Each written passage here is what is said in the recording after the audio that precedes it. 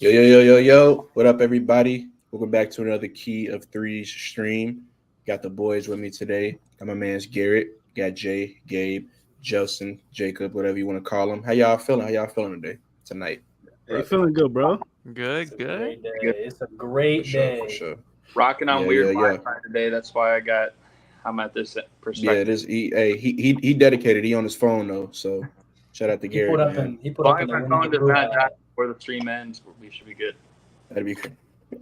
If Garrett randomly, you know what I'm saying, fall out the stream, his phone probably died. But we got some good stuff I'm going to talk about, man. Y'all see the thumbnail. That's our main topic. We're going to get to that last up on the stream.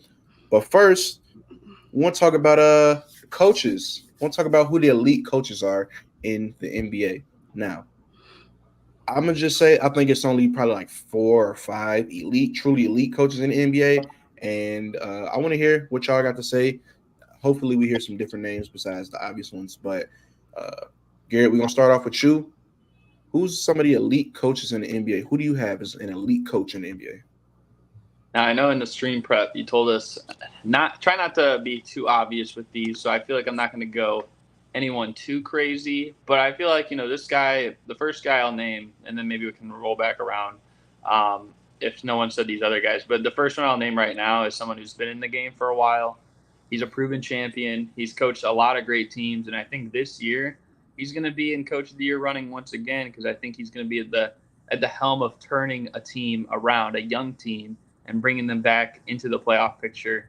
I'm going with Rick Carlisle and the Indiana Pacers. I feel like he kind of got a raw deal on his way out of Dallas, and people were starting to disrespect him a little bit too much, maybe because he just didn't fit quite alongside a Luka Doncic system. But you can't diminish what he did with the Pistons, with the Pacers prior to joining him recently, and then of course what he did for Dallas in winning a championship in 2011. So I think Rick Carlisle is still one of the more elite coaches in the NBA that we got. He doesn't get enough credit, but I think this season that's going to turn back around. He's gonna put people on notice once again. See, I like that Rick Carlisle pick. I'm glad I do as well. I just want to say that I know Tyrese Halliburton had said that like Rick Carlisle keeps it like so 100 with him. So I like that. My coach that I think is elite but doesn't get as much love as I think he should be recognized for, and you guys might call me biased, but I'm gonna have to go with Tom Thibodeau. Tom Thibodeau, brother. Every stop he's went to, and for the Bulls fan, I think you guys can appreciate this. No. Wait, hold on. Sorry, I have to stop you. He is not appreciated in Minnesota at all. That's because you guys don't have dedicated players that actually want to play. It's because he sold everybody to save his rear end. Stop it. You guys don't like playing winning basketball. Stop it. He tried to set the foundation for y'all. Jimmy Butler. Wait. He tried to set the foundation by having multiple seasons under 500 with a superstar caliber player at that time. That's setting a winning standard. In who? Karl Anthony Towns. All right, let's get back to what I was saying. Tom Thibodeau. I don't know about superstar. No. I'm saying at the time. We got to get back to Jay, bro. All right, whatever. No, yeah. I'll go on about it later. Tibbs in every stop he's went to absolutely changed the culture of this team. We saw what he did with Derrick Rose on the Chicago Bulls, and in his stop to what JELSON was saying with the Minnesota Timberwolves, made them a playoff team, which they weren't for a good amount of time.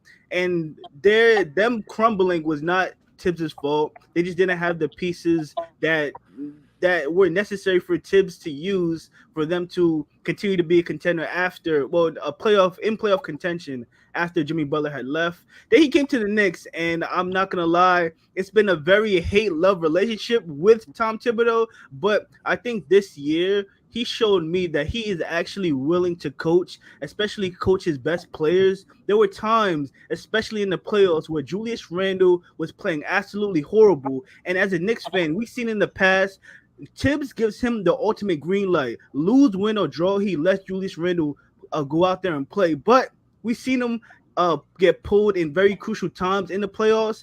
And with that, Tibbs got my ultimate respect, and I just had to show love to Tom Thibodeau. 2-time coach of the year. It it may be a biased pick, but I don't think it's the worst pick in the world. I think he has shown in some situations that he can make the whole of the team greater than the sum of its parts. Like that first year where New York really broke out as like a winning team again, that team I don't think was as talented as some teams that maybe finished below them, but he had them playing up to that standard, especially on the defensive end, to bring them the amount of wins they had. But we've also seen some pretty significant lows from him, whether that be the year right after that or back in Minnesota or at some points in Chicago. I'm sure things weren't great all the time, you know. So a lot of ups and downs with him. My pick, and I'm gonna jump the gun a little bit. I'm gonna embrace the future because this guy's been around for a while, but really is now back in the head coaching position. I'm gonna go with Mike Brown. What he was able to do in Sacramento, I think those guys, a lot of them have been there for a little bit, but then they really did change the roster quite significantly with the Sabonis trade, bringing in Kevin Huerter, bringing in plenty of guys.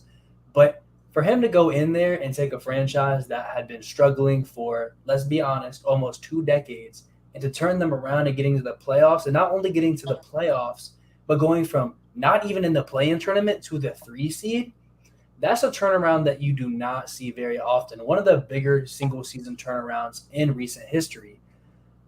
The way that he has them playing together, just utilizing the talent they have to really push the pace and just have that offense flow in a way that complements the players that he has out on the floor, is very impressive. And before that, he was an assistant at Golden State. So while he might not have been the head guy, he did pick up a lot of valuable lessons, and he was a big part of a dynasty, a team that did a whole lot of winning over the last decade. So while maybe he doesn't have this sustained, super long head coaching run, I think what he's shown me is that he has the makings to be very elite for the foreseeable future. Yeah, I like that, Gabe. The fact is, you know, we're talking about current head coaches, and I don't think that they have to have a super long, sustainable, track record, because we're talking about right now. I mean, when we talk about great coaches, we think about Greg Popovich, and he hasn't had the recent success. That doesn't mean he's not a great coach. But with that being said, there's a coach that I want to talk about, and that is Christopher Finch with the Minnesota Timberwolves. What's up with the bias, man? We got Tom Thibodeau from the Knicks fan, Chris Finch from the Wolves fan. Hey, we supposed to be showing other people love. Yeah, I don't know about elite. Let me put this out there. And yeah, I said elite, bro. Let me put this out there. I didn't want to go with Eric Spoelstra or Greg Popovich. We know this stuff. I want to shine a light on these younger guys, or not younger guys, but in terms of head coaching gigs, these younger guys. These guys. I said elite, bro. Chris Finch is not elite. If Tom Thibodeau is in this elite conversation, Chris Finch is too. Not in the same league. The point is if we are allowed to say Tom Thibodeau, Christopher Finch. He's really not, but I'll allow it. Chris Finch is 2 tiers above Tom Thibodeau, and the fact is, I don't know about all that. 2. I'll give you this. They're probably closer together than you think. I'm not gonna lie. You use Tom Thibodeau's experience in Minnesota for an asset to him, when in reality it wasn't really that great. You said that he brought them to the playoffs for the first time in a very long time. If that may be the case, credit to Tom Thibodeau. But Chris Finch has brought the Timberwolves to the playoffs the past 2 years, which is more than what Tom Thibodeau did. And on top of this, he had to deal with key injuries in these seasons. Losing Karl-Anthony Towns when you come into the season is no slouch at all. Coming into this, having to make the adjustment and having to overall build a team that is able to win enough enough games to make the playoffs in its own right, in my opinion, puts you in the top 10 coaches in the league. Let me ask you this, though, JELSON, because you would know even as a Timberwolves fan, and I know this too because back then they were the Timberwolves, and I was high on them. Do you not remember when he had the Timberwolves at the 3 seed before Jimmy Butler got injured in 2017, 2018? And then, yes, that offseason, Jimmy Butler was frustrated with the team as a whole, but you can't put that on Tom. Look at that guy. He's cool. But what I can put on Tom, guy. He's also cool. What I can put on Tom Thibodeau is the previous seasons of consistent losing. He only coached like 1 year before they made the playoffs. Hey, Justin, you didn't answer the question, by the way. You didn't answer the question. He coached 3 yeah. seasons with the What? Timberwolves. Or 203 games he coached with the Timberwolves. He coached from 2016 until partway through the 18-19 year. Yes, so 203. Could have made 2 playoffs, first of all. Second of all, that season in 2017-18, that was the best we've seen the Timberwolves look in the last 2 decades. I understand. Actually, no, I don't even agree with that. But I understand. Hey, give him his respect. He was wrong. They were the 3rd seed for most. I don't care what seed they were. That does not mean they looked the best. But they were on pace to win like 53 games. The team itself may have won a lot of games. They're the 1 seed in the West. I hope you know that. If I understand that they may, on paper and wins-wise, might have been the most talented or the best team. That team looked like they hated each other every single night out. Tom Thibodeau did no favors on top of this. The fact that he has Jeff... Part of that was brought more to light, though. Garrett. But go ahead. I'm going to spit a narrative that me and you can agree on. Go ahead. Tom Thibodeau played Jeff Teague like he was prime Derrick Rose with Minnesota. You know Garrett hate Jeff Teague. Don't do that. The fact is there's a reason we hate Jeff Teague. It's because he sucks. Mm-hmm. Jeff Teague was getting consistent minutes with this Minnesota team. That was on the team. It doesn't take away from Karl Anthony Towns, who broke into becoming an all-star that year. Doesn't take away from Andrew Wiggins, who was still playing pretty good. As much as the narrative is I would argue that the talent on that Timberwolves team in 2018 is what we've been trying to say here is that roster was a whole lot more talented than what we had last year with Karl Anthony Towns out. Mm-hmm. And with that being said, if Karl Anthony Towns is in there, for all we know, we win 53 games. We are the 4 seed, whatever. But we don't know that. But I will also we're healthy at the start. What if Jimmy Butler stayed? But it wasn't. Actually, first of all, I'm glad Jimmy Butler didn't stay. And second of all, I want to add this to it. Wait, what? Why? Because it led to us getting Anthony Edwards. Anyway. Okay. So understandable. I want to add this as well. I understand that this may not be considered a completely part of coaching, but the fact is when you are as a head coach so unbelievably unplayer friendly that you don't know how to fix your ball club, that you make your superstar player, and at the time he was the president of basketball operations for the Minnesota Timberwolves. The fact is that first of all, obviously I don't know what his relationship is like with Jimmy Butler, but it was not healthy in Minnesota. And number 2, the fact is that as a coach and as a general manager at the time, you have to understand your assets.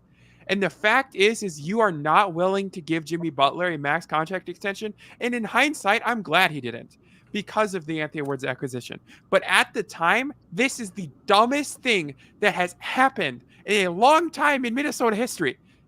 It's Minnesota history. Terrible things happen all the time. This is so dumb. Like, we're saying we're going to give Andrew Wiggins this massive contract. Tom Thibodeau is going to give Andrew Wiggins this massive contract. And before he hands him the pen and paper, he says, "Are you sure you're going to put in the work?" If you're asking those questions, you do not give him the pen and paper. And Tom Thibodeau, that's on you, buddy. I mean, he got paid, though, and then he got traded after Thibodeau was gone. Tom Thibodeau. And he won a ring. Who cares? He did win a ring. Who cares? It doesn't. See, No. But I would tell you, the point is why are you giving a guy for your franchise this money? Because he's the number 1 overall pick. They invested in him. I'm baffled. Okay, I think, honestly, listen. Can I ask a question? No. I have a question to ask. Yeah. Gabe, what's up? I have a question to ask. That player, bro. So, it's a number 1. Why are you questioning him? Sorry, Gabe, go ahead. So hold on. Let Gabe go. The question that I have is, right now we are talking about who are the elite coaches in the NBA right now? And I'm debating. What are we talking about? I'm debating. Listen, I need. He's over here bashing Tibbs. I need you front office responsibility. I need you to tell me what Chris Finch has proven to be an elite, not good, not above Chris average, Finch, an elite head coach. If Mike Brown has proven to become wait, let me answer. If Mike Brown has proven that he is an elite head coach in very small sample size, as we've talked about, albeit brought him to the 3 seed, give him a ton of credit. Chris Finch over here has brought the Timberwolves, a perennial losing franchise, to the playoffs twice in a row. This team has looking on the upkeep. They look like they're going to be great for many years to come, and that is nothing but like good things about Chris Finch here. Okay, now let me ask. Listen, hold on. I got to butt in. I got to butt in. I got to butt in as a key holder. Wait. I got to butt in as a key holder. Go ahead. Joe, I listen. I know that Chris Finch is the head coach of your Timberwolves, bro. But there's no way you're comparing what Mike Brown has done for the Kings in his tenure as head coach to what Chris Finch has done. You can't be serious, bro. That's no, not I actually. That's not. You brought up They won. Tom Thibodeau's inability to have an understanding, and from a front office perspective, of signing Andrew Wiggins. That diminishes him as a coach? Yes, it actually does. Matter of fact, because what? Guess what? How does that make sense? Here's why. I'll tell you why. This is like when Jay said Bam's the best rim protector. No, he that doesn't have. You are next to a guy constantly as a coach, right? You are a guy. You are a person that is supposed to be making an impact mentally to these players. If you are going to hand over the pen and paper as a coach, you know more than anyone else that this player should be deserving, correct? This is a fact. That still is a front office general manager type of move, though.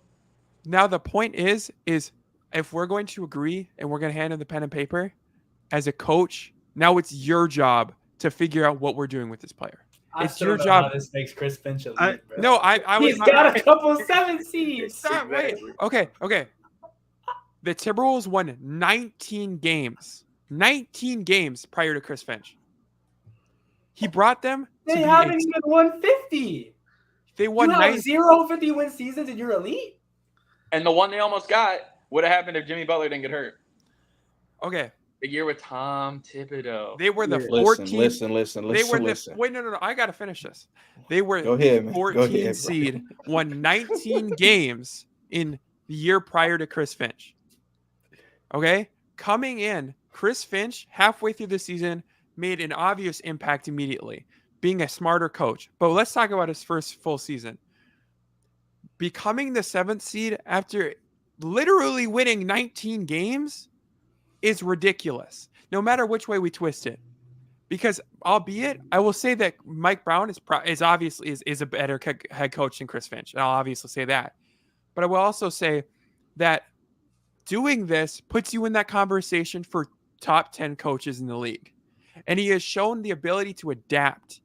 What conversation is that? That's not a conversation I want to have. Okay, I'm gonna. Garrett, I'm not. All right, hold on. I'm not hearing that. I gotta rein it back in. I gotta rein it back in. Jelson, I'm not gonna lie. You're missing me with the conversation, and we spending a lot of time on the Timberwolves.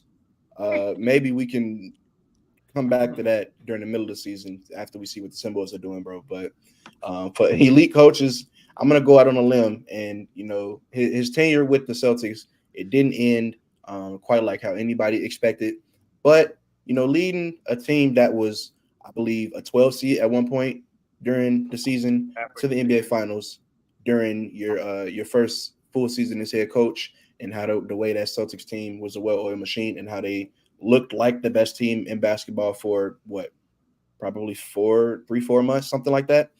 I'm going to give it to Ime Udoka, bro. Ime Udoka, I think, is an elite coach. Again, it's a 1-year sample size, and we don't have anything beyond that, as a body of his head coach work. But, this man Trill is an idiot in the comments, bro. That's whatever. But talking about Ime Udoka, it's a reason why the Rockets, once they saw he was available, they picked up on him immediately. I think that he's going to come in and he's going to change this Rockets team significantly for the better. Not only, with his defensive schemes and stuff like that and helping these young players grow on the defensive end, but I think that his offensive structure, what he can potentially bring to the Rockets, is going to help them, this team in the long run, because they got a bunch of young guns who really like to shoot the ball a lot. So tightening up their efficiency and most importantly, tightening up their defense is definitely what I expect of Ime Udoka. And I think that he's an elite coach. I think that he's an elite coach in the NBA. I do think he's up there on the upper tiers. It is just that sample size that is like a little but overall, like he's only shown good things. Now, the fact that he's getting not just one job in the Celtics who were successful before he got there, but also now having this second job in Houston, if his ability to raise a franchise's stock, his ability to just bring a team to new heights, if that's shown here again, that'll almost cement him very quickly because, yes, you might even say, oh, it's only 2 years, 3 years. But if we get 2 years down the road and this Rockets team looks significantly better than where they were the day Ime Udoka got hired, at that point, you're like, oh, not only could he do it in this pretty much mark of consistency, like A-grade franchise, but he also did it to this franchise that was down in the dumps and really brought them up. So if he really, that'll just only fill out and complete his resume. I want to bring up a guy who might be able to do one of the same things that Ime Udoka might be able to do this season. And I'm not going to say he's perfect, but I will put him as elite. And I want to bring up Monty Williams on this topic. And on one hand, I can understand criticisms of Monty Williams. We know, especially in the playoffs, some of those playoff rotations were looking a little suspect. Now, in his defense, the Suns' depth was also pretty suspect, but that's more micro scale things to me and something where I'm like, if you don't really have the pieces there, I get it to an extent.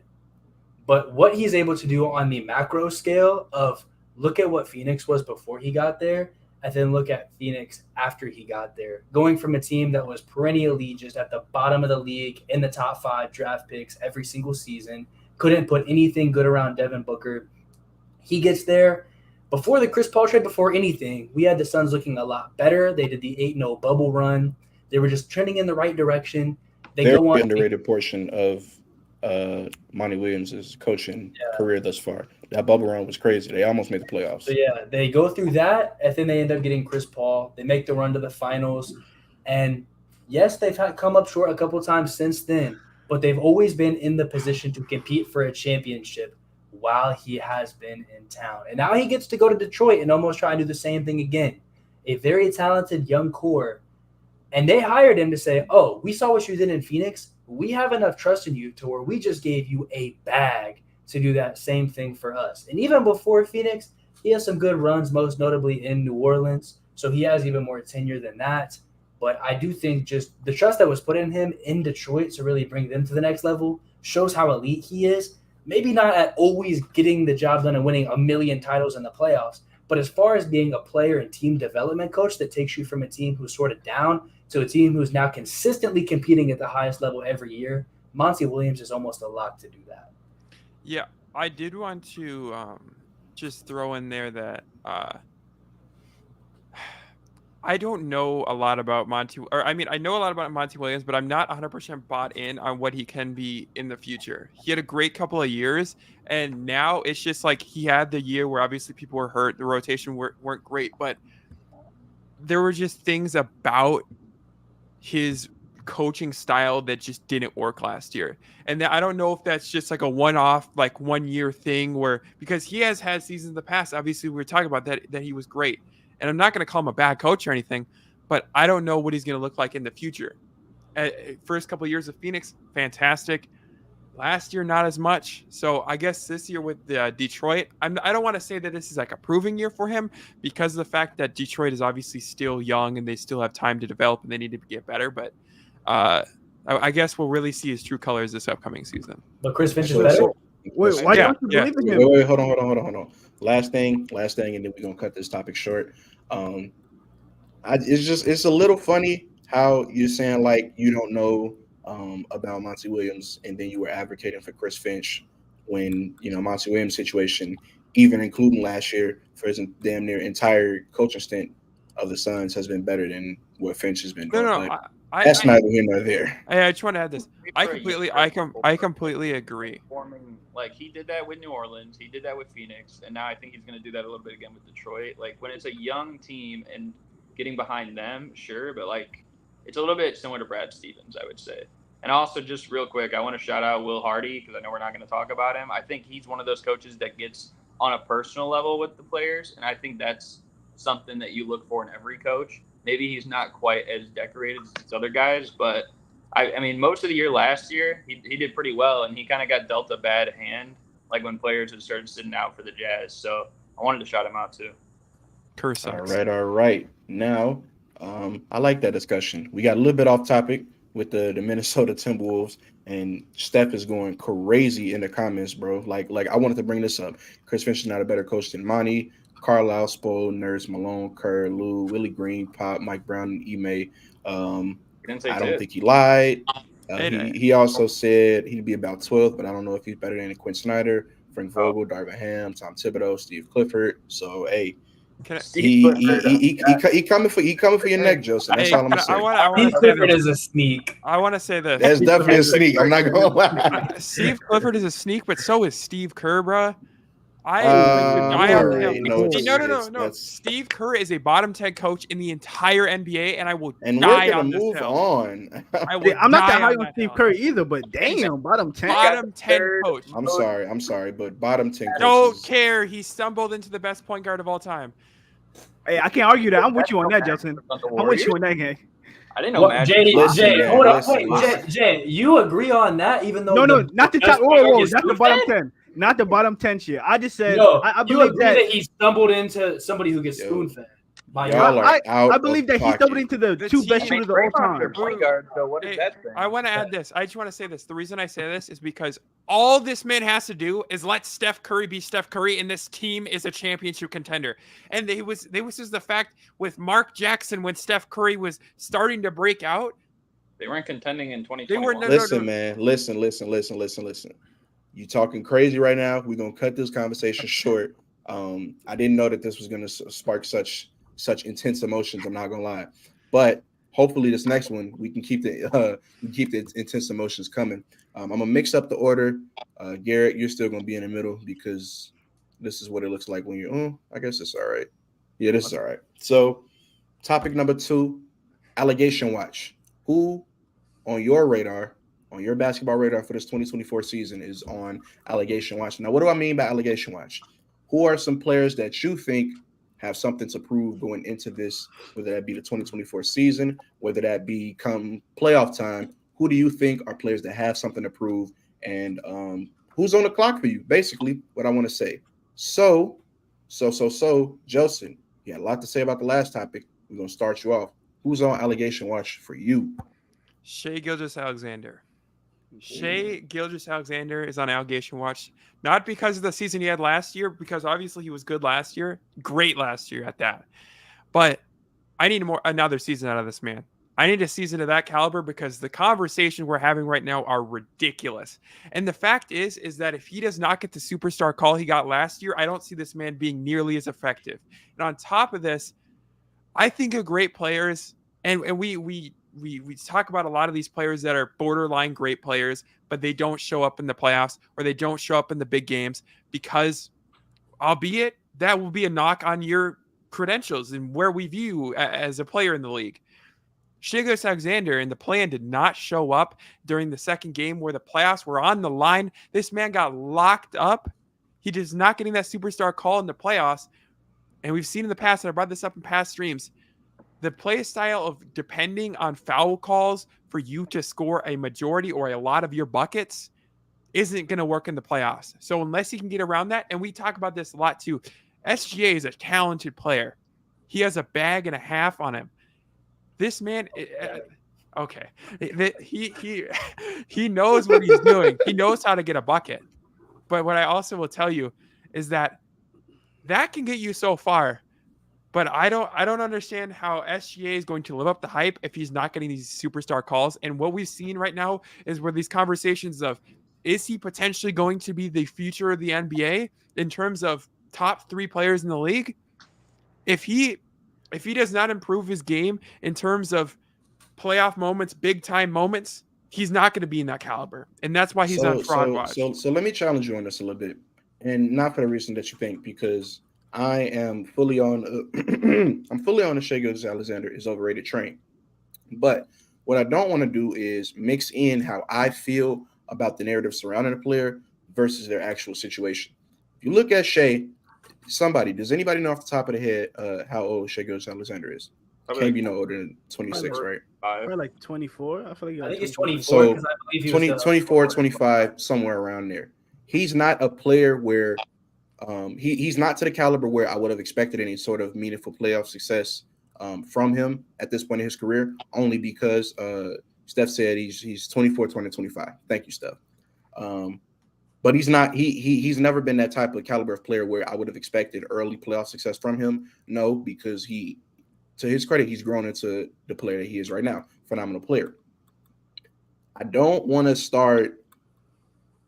put him in conversations where he's not, because other people are doing that. You know what I'm saying? So other people talking about Shea like he's a top 15 player. Again, I don't think he is, but I'm not going to put those expectations on him just yet, because in my opinion, he hasn't worked his way up there. So I'm going to say he's not on my allegation watch. He's just like a player that I think a lot of people see him achieving more than he's going to next season. That's not a bad thing, but he's not on any sort of allegation watch for me.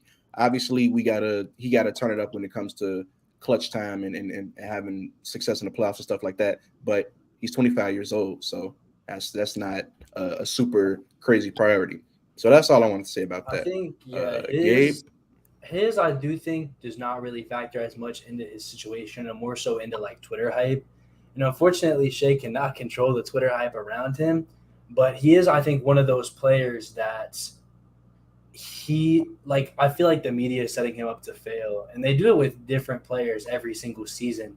And I feel like he's become that next guy to where this media train has just gotten so much behind him that as soon as he struggles a little bit, he's going to get brutally torn down. And to me, I don't think that's his fault. Now, a player who I'm going to put in who I think has a lot more control over their situation, and a player who I feel like we just talk about so much on this channel that I don't even want to be too long about this. Can I guess? Yeah. Is it Ben Simmons?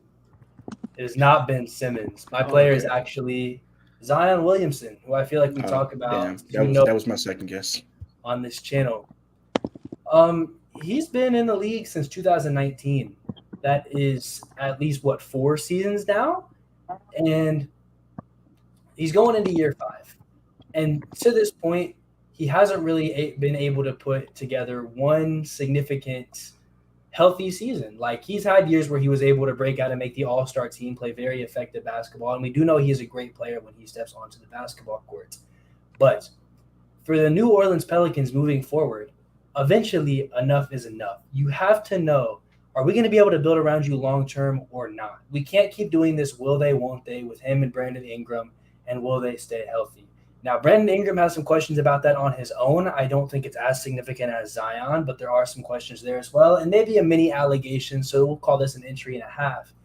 But especially for Zion's case, if we get through this season and he still is having these injury struggles, the Pelicans have to look at themselves and honestly say, listen, we have a lot of talent on this roster. Can we just keep sitting here lying in wait and just waiting for him to maybe one day be healthy? When are we going to say enough is enough and begin to just discuss and considering moving on? Because you can't just sit here and waste a decade of your franchise when you have so many other talented players like an Ingram, like a Herb Jones, like a Trey Murphy. Valanciunas, while he's still there, is not going to be getting any younger. There's a lot of talent on this roster, and you really want to maximize that, especially not even mentioning CJ McCollum, who he's not getting any better day by day.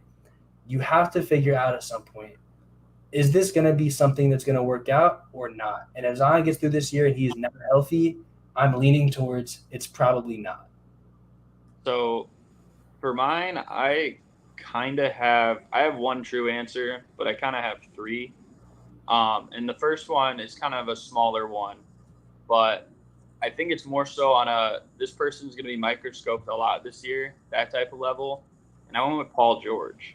And I'm going with Paul George because as much as we talk about the Clippers and we talk about how Kawhi and his injuries and stuff like that, Kawhi could retire today. He's still a 2-time champion and a 2-time Finals MVP. To me, he's got nothing to prove left. Now, winning with the Clippers would say a lot, but what I know out of Paul George is that there's a lot of people that say maybe Paul George is top 75 or very close to all time that I've talked to personally. And even in the last couple years, like whether it was 2020 with his shoulder or last year, he got COVID before the last playing game. I know he kind of came back near the end of the year, or not this past year, but the year before. I know he kind of came back at the end of the year, but then he missed that last playing game. And then this year he got hurt again. So it's like, as much as we talk about the injuries of Kawhi, they're just as prevalent with Paul George. And what we've also seen out of Paul George is we've seen multiple times in the playoffs where he has not shown up to what we think. Now, the last time we saw him, it looked like he was kind of redeeming himself in 2021. And it's unfortunate that Kawhi was injured there. But I need to know, if both of them are healthy in the playoffs, I know Kawhi is going to get the job done. But I don't know if Paul George is going to get the job done. And so that's the question mark that's still there. The guy that's, I guess, my true answer to the question is Joel Embiid. And I'm saying Joel Embiid, and I realistically think he's being dealt an unfair hand too because of the James Harden situation. But every single MVP in NBA history has at least made the conference finals, except Joel Embiid. He's the only one ever. So if you're the MVP to that degree and you're having the least amount of success of anyone of your caliber ever, and the way it looks right now, because, obviously we haven't really talked about all these teams, but I would probably bet on the Bucks and the Celtics being the top two teams in the East going into next year. And so that leaves Philadelphia out of the picture again. And I don't think they're going to get any better right now with the James Harden thing. So for me, and we've seen him have playoff failures too. He did in Game 7 against Boston. So that's another thing. It's like, I need Joel Embiid to show me that he can get the job done and at least, take it to the next level, because he's kind of been the same place for years. And the last one I want to say, Garrett, you want to know what's crazy? When it comes to Joel Embiid, I had them allegations stamped at the beginning of last season. And what really set me off about the allegations about Joel Embiid and why I feel like I was right to, put those allegations out there was when he went on that some media outlet and said, like, what he said about the MVP was like, I haven't been a league MVP. I haven't been this, I haven't been that. Why am I held to the same standards as, I don't think he name dropped Jokic, but why am I held to the same standards as Jokic? I'm not gonna lie. When he said that, number one, I knew he was gonna win the MVP, and number two, I mentally took note of that statement, and I wanted to compare it to what ended up happening in the playoffs. And lo and behold, what ended up happening in the playoffs, they choke a 3-2 lead and have one of the worst game. That went to 7 games, right? That series. Yep. Yeah, have one of the worst Game 7 performances I've ever seen. And then you have the franchise player on the other end go off for like 30 plus on your head specifically. So all I'm saying is Joel Embiid, them allegations been stamped for me. You more lenient. You gave him another year, but I said I called it quits after last year. Not called it quits, but yeah, I think this year is specifically the year where the Embiid allegations kind of, however you already feel, I feel like this year should have the least weight. Now, if you think he's just a guy who cannot get the job done, that's a very valid take to have. And I think if you have that take, like Mo's saying, I think that's stamped. But now I feel like, especially going into this season, Philadelphia has failed him to a point where I feel like the only way he can beat these allegations you're setting for him is to leave. And so if you're saying that he needs to go request a trade tomorrow, all right, that's fine, if that's really how you feel. But as far as him taking Philadelphia in their current state to the conference finals, to me, I think that's a little extra. I don't think there's even a chance he does that because I don't think they've put him in the position to. So, like, if you think Embiid should be catching allegations that can't get the job done, that's done. He can't. He just can't do it. The last thing I'll say about Embiid, and I'll get to my third player, and I'll let Jay go, is like, it's the last 3 years, there's been some injury as well that has affected his play and affected his route in the playoffs. And it might come to a point similar to Paul George, like I said, but it's like it might come to a point where it's like we're just expecting that to happen. Like every single year, the grind of the full season, the wear and tear eventually gets to him. And the last one I'm going to name here, it's not necessarily like a fraud watch, but it's more so like a who's like kind of on more of a legacy watch because, this guy is nowhere near like the fraud of these guys. He's won multiple championships. Can I guess? Who? Is it KD? It's LeBron James. All right, buddy. And Okay. I had him on mine too. Stop. Let him cook. I had Let LeBron me on get my my take. Let I me had get my LeBron take. on my No. Go ahead. Cook. My thing with LeBron is he's obviously made more All-Star teams than basically everybody else in NBA history. I believe tied with Kareem. He's the all-time leading scorer in NBA history now. But we saw him too last year after he got the scoring title, and in the playoffs, it just wasn't enough for Denver. And so what I'm looking at this year is I don't think we can see LeBron James be that same winning player. Now he'll get his team to the playoffs, of course. I don't think he can be that team that we can, or that guy we can count on to lead his team to the finals like he did year after year after year. It's just not going to happen. And especially with other teams like Denver and Phoenix, that's just probably not going to happen. That's the first part. The second part is, as much as maybe this panel might disagree, because I've been the one saying here that Michael Jordan is the greatest player of all time. And not a lot of you guys agree on this panel. Some of you guys would say LeBron. Maybe, I mean, some of you guys are kind of undecided. But the reality of the situation is that more people will say that Michael Jordan is the greatest player of all time. And I know LeBron hears that because he's always on social media. So what I'm saying is LeBron is running out of time to win over the majority vote for who is the greatest player of all time. Because when we're talking about LeBron here, we're talking about his legacy. I'm not talking about fraud allegations. He's led his team to a championship multiple times, but he's running out of time to flip that switch and, I am the majority's favorite for the greatest player of all time, because that still is Michael Jordan, as much as people want to disagree. And I know that's probably the biggest thing that he's chasing. That's what he's been chasing since 2016. He said the ghost from Chicago. And I don't know. I don't think that it's going to be done. If more people still aren't on his side, I don't see that changing in the next couple years up until maybe he plays with Bronny, because I feel like that's going to be like a feel-good season. And I just don't see it happening personally. You know, it's crazy, bro. Steph is right there with you on the conspiracy, bro. I'm He right says there with Brian him might expose too. himself to stat chase of the season. He's achieved something of everything at this point. What does he want now? He's not motivated. I can see it. Hey, man. Listen, all I'm gonna say about that is I was a part of the boat that accused him of, you know what I'm saying, not taking basketball as serious when he went to LA, and then the motherfucker won a championship there. So I've heard the sentiment before. I've been a part of the sentiment, and I was proven wrong.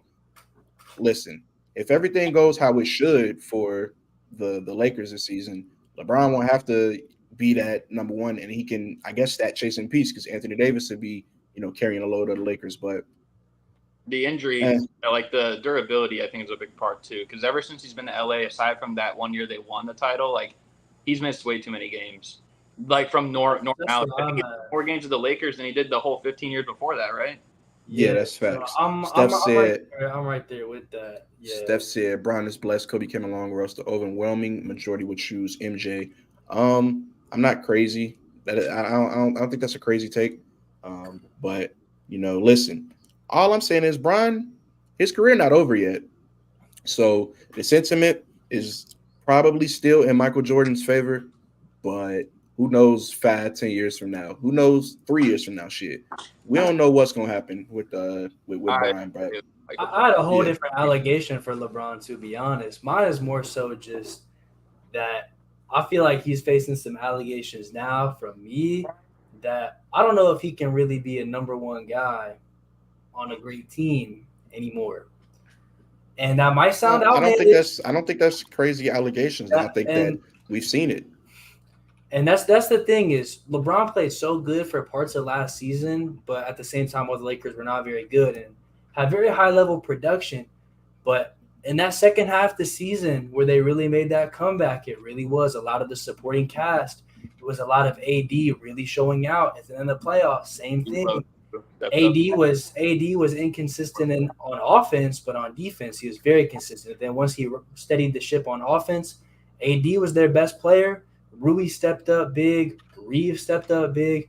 Other guys were really putting in that work for them. And I say it all the time. I'm like, sometimes I feel like they made that conference finals in spite of LeBron's performance.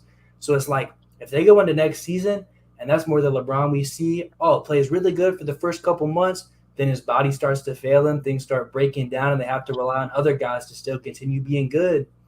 Well, at that point, I mean, can he be the number one guy on a very good team anymore? I don't know. And that's where I'm saying he might finally start facing the washed allegations, because before, the only thing with the washed allegations would be, oh, nobody's ever been this good at this age.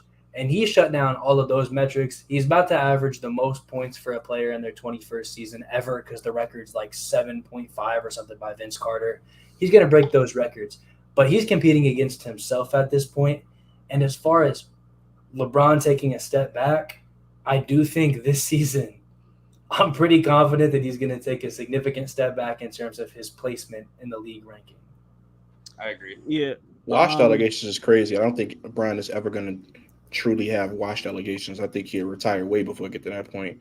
And that's saying something about how long I think he can still play in the NBA. But, Jay, who are your allegations open for this next season? Before we get to that, I just want to touch on the bronze subject real quick.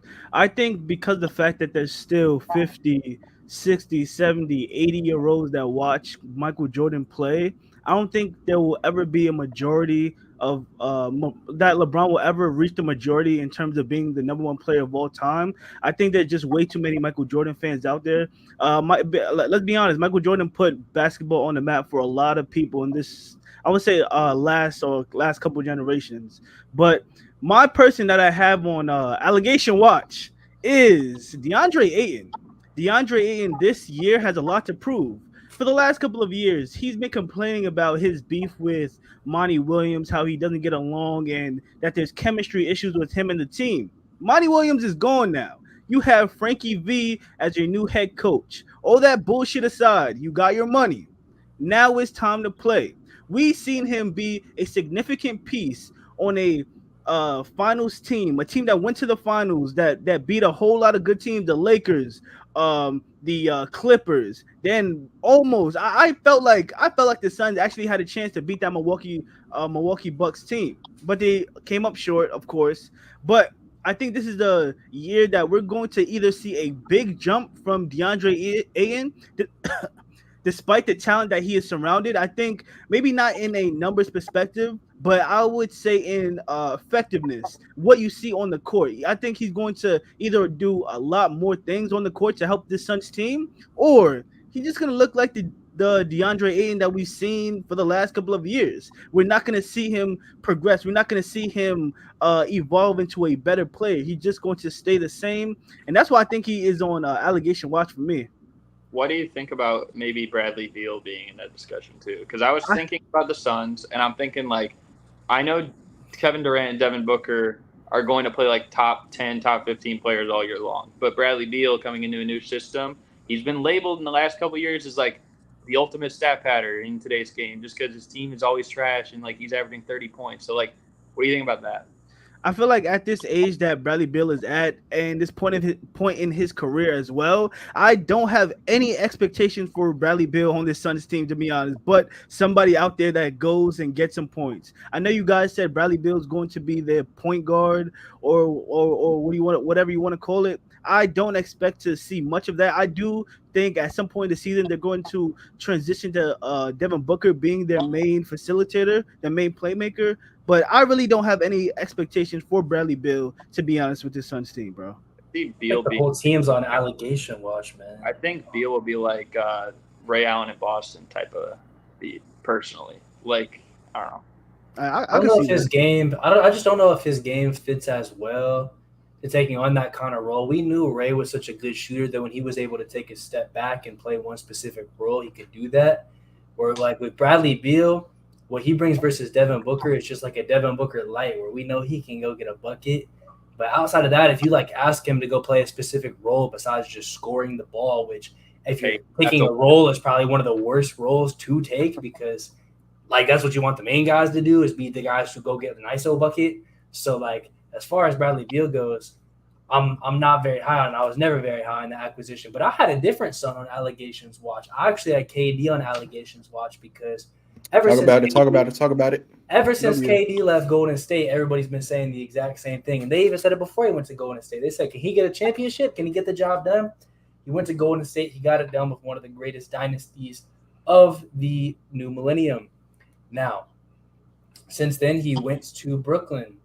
He had some great teams there. He had KD, he had Kyrie, he had Harden. He has some very nice talent around him. Were they the deepest teams? No, I'm not going to sit here and make outlandish claims. But did they have a chance to get the job done? They did, and they were not able to come through with that. Now, was all that KD's fault? Maybe not, but on the same time, he had all this time in OKC. He had all this time in Brooklyn, and now he is in Phoenix. And there is still a lot of talent here. They just brought in a new coach. They just restructured the roster. They brought in some more depth, depending on how good you think they are. That could vary. But KD's legacy, Garrett, you were saying earlier, my LeBron allegation, it's not so much a right now. It's more of a legacy thing. KD's legacy the way people view him in the future will change big time depending on whether or not he's able to get a championship outside of that Warriors system and dynasty. I disagree. Gabe, I agree with you. I don't think so. Let me cook with him, bro, because he's not who I had on allegation watch. We're gonna get to him, and then we're gonna move on. But, bro, Kevin Durant has been given the ultimate pass to not show up in the playoffs and to miss time with injury and still get it's KD pass. You know what I'm saying? I taxed KD. Don't give him a pass in the playoffs because he got a lot of hate after getting swept by Boston. He got a lot of justified, criticism for that. But we turned around next season, and it's almost like we forgot that happened, and he's still a top 4, top 5 player in the world. And then we look at he's still missing time. He's in his teams are consistently coming up short in the playoffs, but he still just has this mystique around him that he's a top 4, top 5 player in the world.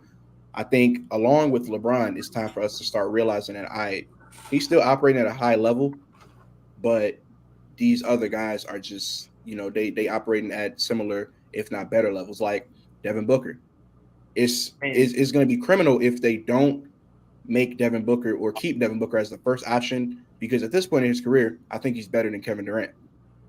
A lot of people not going to be willing to say that.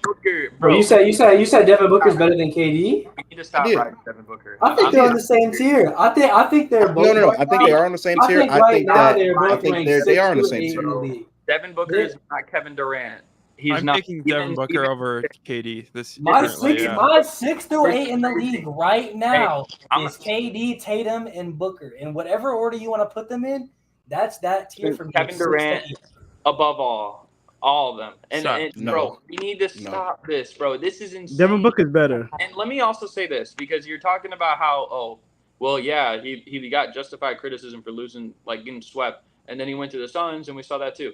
How many times can you think of a team that made any move, whether it was trading the best player in the league or like a bunch of players in the league? This is why I said that the Lakers wouldn't win the championship this year, because I'm like, yeah, they had a whole roster overhaul at the trade deadline, but they're not going to win the championship. That just never happens in the first season. How many times? And that's why he's on allegation watch this year. Hey, and Devin Booker. I'm telling you guys that as much as, we can criticize the Suns losing or whatever. For one, they played the Nuggets, who I think has the best player in the whole world right now, in Nikola Jokic. I have a response, by the way. I have a response for you. And second of all, that just doesn't happen. It never happens where a team does a whole roster overhaul and then they pull it off that year. Because the Lakers, but the second season they can. In the same season? And the next season. The next season they can, and that's why Kevin Durant's on allegation watch for this coming season. That's fine, but I'm saying like the thing of where it's like, I'm putting him down here on the level of Tatum and Booker and this and that, and it's like, he's the problem, bro. No, I didn't say he's the problem. That situation would know that James Harden and Kyrie were the bigger problems than Kevin Durant. But I didn't say he was a problem per se. I just said it's interesting that he gets a pass based on his previous playoff success. And again, this is more sort of tailored towards like legacy talks and I guess like current placement talks, but that's what it's more unless you're talking about in 2021 where he stepped on the line, but it's like no. What I'm saying is I don't know. It's been multiple situations where Kevin Durant has had either the roster he wanted or a competitive roster, and he just hasn't made it happen yet. The most significant was that sweep against the Celtics, where not only did they get swept, but he But it massively, wasn't a pass. massively underperformed He in didn't that get a series. pass for that. He got a pass. He got a pass for the this most recent playoffs, and I don't think this was the greatest showing for him, especially How is that a pass? that last game Give me for him. another instance, because you said multiple though, but we're He not lost to counting. the Nuggets. How is that a pass? I don't think it is No, either. I'm saying, Let's bro, count that. Kevin Durant has Another maintained top 4, top 5 status in the world, despite how other people have been playing based on previous playoff success and spurts in the regular season, and then he gets hurt. He's been coasting by and still maintaining top 4, top 5 in the world status.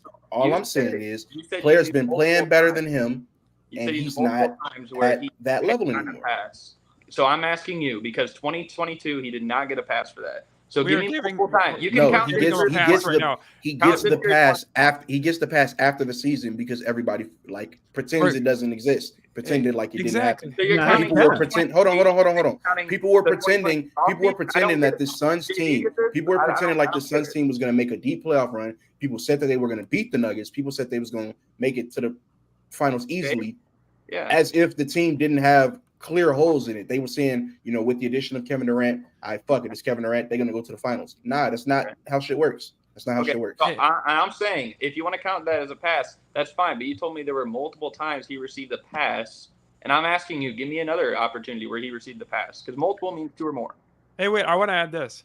You guys are directly trying to give him a pass by saying that he didn't get a pass and trying to say that his playoff performances doesn't have an effect against him and that it directly is giving him a pass for not performing in the playoffs. He also got a pass for What? In performance too, but How many people talk about KD blowing a 3-1 lead? How many people talk about KD blowing a 3-1 lead? how many people? Wait, hold on. How many people talk about KD going scoreless? How many people talk about KD going scoreless in that overtime game versus the Bucks, where his foot was in line? He went scoreless in that overtime. Scoreless. Yo, wait, on the scoreboard. Yeah, y'all talking about he went score? And James Harden dropped 5.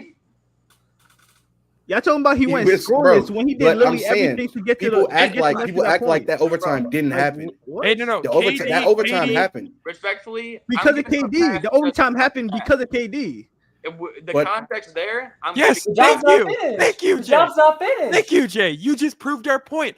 They were in not overtime finished. because Kevin Durant couldn't Hey, how score come a nobody bucket. said the same No, thing? yeah, but they didn't win overtime because Kyrie wasn't there. James Harden had one leg, Answer me and this. KD was fatigued. Hold up, Jay.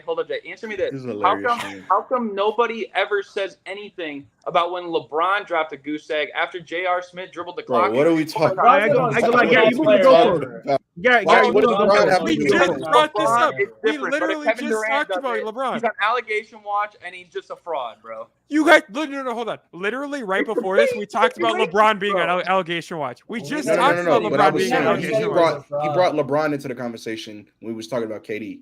Because Yeah, no you one on the ever, goalpost, Gary, chill. says anything about that. They're like, okay, LeBron, you're fine. You dropped 51. Bro, Kevin Durant did basically the same exact thing in a Game 7, and because his shoe size is like an inch too big, that could have cost him a And chance. that's why Devin Booker is better than KD. Really? Because he has That's smaller what I feet. agree. Okay, the elimination game? I'm okay. Hold on. I agree. D Book better than KD. Nelson, I agree, but that's not. I why know. agree. I know. All I'm saying is remember this part when the season comes around, the playoffs, whatever. Because I'm the only one on this whole panel that believes Kevin Durant is still a better basketball player than Devin Booker. He's I'm gonna defending just say that. back. Said it. Hey, I said it already. KD's on the fall off, bro.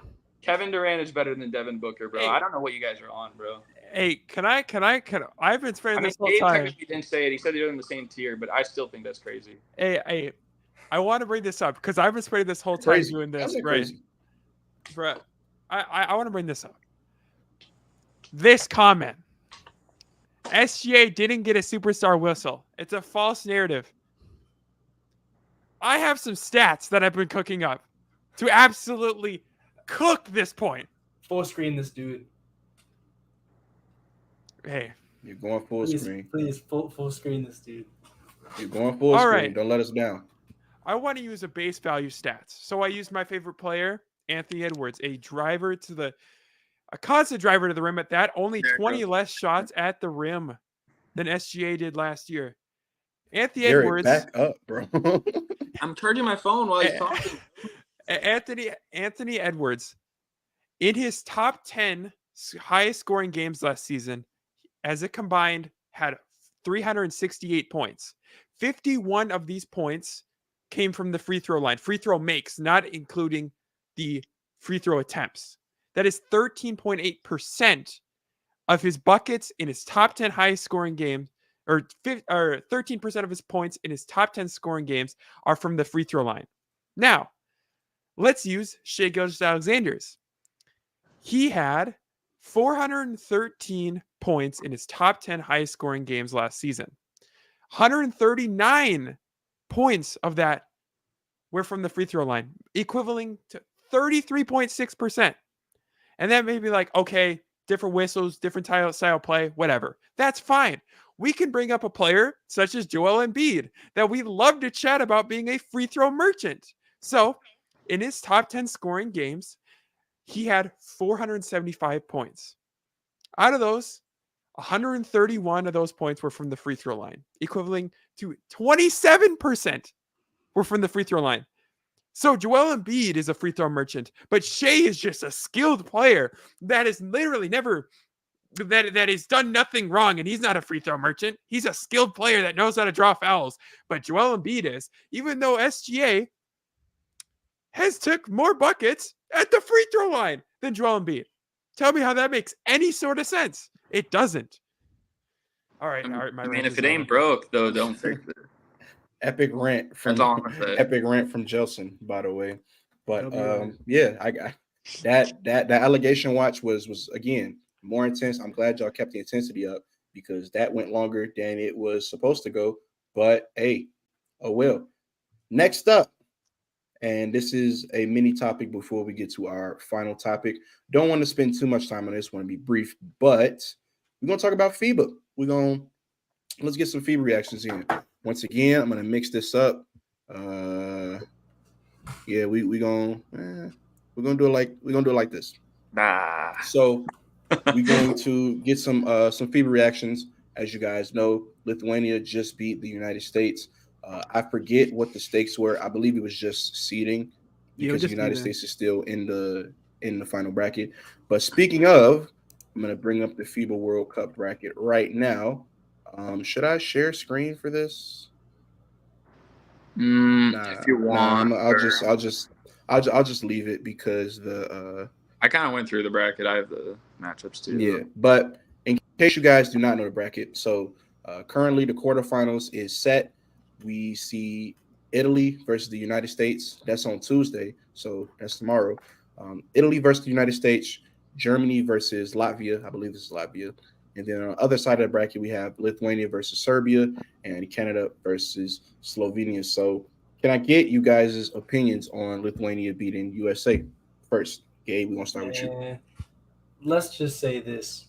When you go look at the roster, all right, bro, they lost the game. Teams lose games. I know USA is the standard of winning international basketball year in, year out. But we know when it comes to the FIBA World Cup, the USA is never as good as they are in the Olympics. Do you want to know why? Once again, I will tell you, go look at the roster. This is not even a B team. If you took the 15th to 30th best American players in the league, that team is better than this Team USA squad. That's just the reality of the situation. At best, this is a C team. So just from that perspective, yes, they did lose a game. And at the end of the day, they lost a game, but they could still very easily win this whole tournament. So, what are we even overreacting about? A team lost? Wasn't it in the Olympics the Team USA lost a game to, Team Nigeria or something? And, yeah, that was more exhibition and did not count as much. But, yes, a more talented team can lose a game. Did the Golden State Warriors with KD go 82-0? No, they didn't. Did the 96 Bulls go 82-0? No, they didn't. Has any NBA team ever gone 16-0 in the playoffs? No, they haven't. Do you know why? Because no matter how talented a team is, sometimes you have a bad shooting night. Sometimes you have bad defensive communication. Sometimes the other team just gets really hot and you lose a game.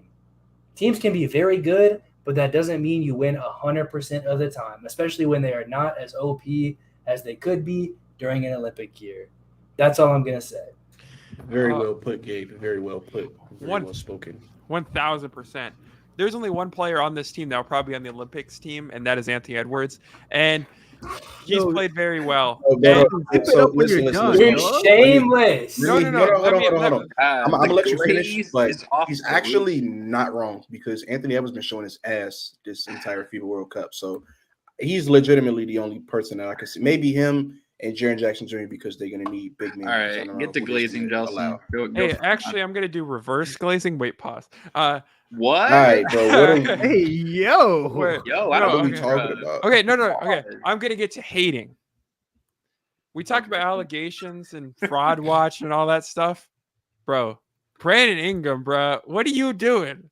We've seen all these quotes, and I will say the same thing, and I agree with what Gabe is saying, that the talent does not always mean that you're going to win and stuff like that, and I don't think this is anything to overreact to, and I would consider this the same case with Brandon Ingram. If Brandon Ingram hasn't stunk the entire FIBA World Cup, including exhibition games, but Brandon Ingram is useless on this team, so I'm not 100% sure why he's even getting minutes anymore.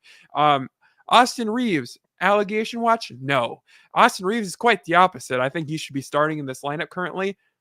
And honestly, this team has too much talent, albeit maybe a C squad. This team has too much talent to lose, I would say, anymore. And I think they still win gold here. And I think they beat Italy tomorrow. But honestly, as soon as Steve Kerr decided to bench Brandon Ingram for Josh Hart, Steve Kerr gained a little bit more respect. You know what I'm saying? Because Brandon Ingram has been bad. And I've seen a lot of people talk about how Brandon Ingram is only bad because of the fact that he's not getting enough shot attempts.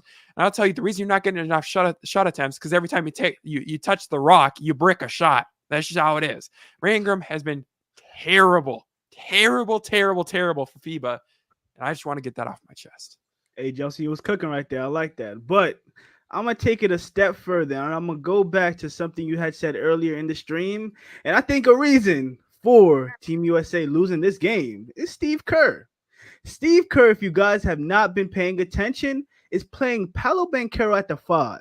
He's playing him a good amount of minutes as well. But there is no reason for Paolo Banchero that is playing center to only have 2 rebounds and Jalen Brunson have 4 in a game. That's unacceptable. I understand Steve Kerr turning the bias and some like even if it wasn't intentional, it's like we know we know what's going on. He's cooking. What bias? What are you talking about? Jake had to bring up Jalen Brunson like flexing 4 rebounds. Wow. Can I add on? Y'all like glazing for me. That's crazy. No. Wait, Jake. Can I add on to that because you made a really good point. Why is Walker Kessler not getting minutes when you can't get a rebound? What are you doing? Like, what are we doing here? Bro, it honestly doesn't make sense because Jaren hasn't rebounded shit either. He has 1 rebound the past 2 games. That's crazy. It's crazy because 2 players on the Lithuanian starting squad, Valanciunas got 7 rebounds. I can't pronounce his name. T.S. Sidil, whatever, got 11 rebounds. That's unacceptable. That doesn't even compare to our Team USA squad, bro. Steve Kerr, I would like to see more situational matchups. Like you have a team like Lithuania that rebounds the ball well. Let's see some more Walker Kessler minutes. Let's see some more. I guess maybe Bobby. To be fair to Steve Kerr, we don't have the greatest American-born like rebounder talent. We just don't. The best rebounder we have is. You got to use what you got. Andre Drummond. No. But I'm saying, like in general, that's going to be rebounding is going to be a weakness, and it was. I'm pretty sure it was a weakness in the Olympics because we didn't have a lot of big men that played. I think we had Jaren Jackson Jr. Right? No. In the Olympics, we had Bam, we had Draymond, who's 6'5". We had JaVale McGee, and I think that was it when it comes to big men. So when it comes to like rebounding and shit like that, defense we fine on the defensive end, but we not as skilled. We're not that skilled at rebounding. I don't know how fine we are when we gave up like 8 or 9 threes in the first half of that game against Lithuania. I don't know about the defense. Again. Wait. I also want to say let's not overreact to Lithuania. Yeah, my fault. Because Lithuania and in 2012, if I'm not mistaken, they gave the United States their closest game in that Olympics, and the United States only won by 3 points. So Lithuania has been that. They've been like that when it comes to basketball. First of all, that was a decade ago. That recent loss is first of all, that was a decade ago. And rebounding can be a factor. Rebounding can be a factor when it is a point of emphasis. And clearly, Steve Kerr and his coaching staff is not making that a point of emphasis. And I would like to see that change going forward, because I feel like you guys said, this is not even a B team. There's a lot of maybe C, D players on this roster. And we're going to need to use every advantage we possibly can to get this gold medal. Hey, Jay, Kevon Looney's not walking through that door, man. It's just not happening. Like, and like you said, Jelson, about like even playing Walker Kessler more and stuff like that. Like, I don't know if you're gonna probably find that rebounding impact like the same way that you might hope or expect, even like moving forward in the tournament. But what were you gonna say, Jelson? I was just gonna say that may well be the case, but usually I would stay on the side of, okay, Jaren Jackson Jr. isn't going to get you a board, but he's going to play elite defense, and he's going to be a somewhat serviceable offensive player. The problem was Steve Kerr couldn't notice for whatever reason that Jaren Jackson Jr. wasn't playing any type of defense against Lithuania, and he wasn't getting rebounds, and he was terrible on offense. So at that point, if I'm Steve Kerr, I'm just saying, let's put in the young kid. Let's put in the young buck. Maybe he can at least get us a rebound.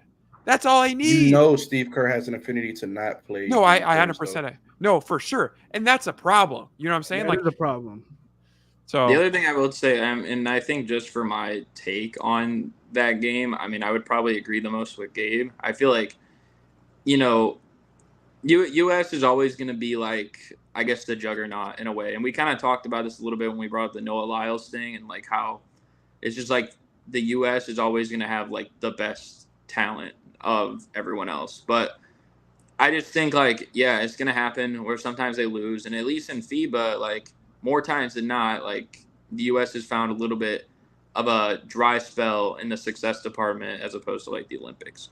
So, and I know we're going to get into this tournament thing here, but that's kind of like what I was going to say. Like losing a simple game like that to Lithuania doesn't mean as much to, you know, I mean, and I even saw Anthony Edwards say something like, he was like upset about it, and he's like, luckily we get a second chance to redeem ourselves, like he was saying the other day. So, I mean, we'll have to see. Oh, can I just ask something real quick? Also, Anthony Edwards, pass the fucking ball, buddy.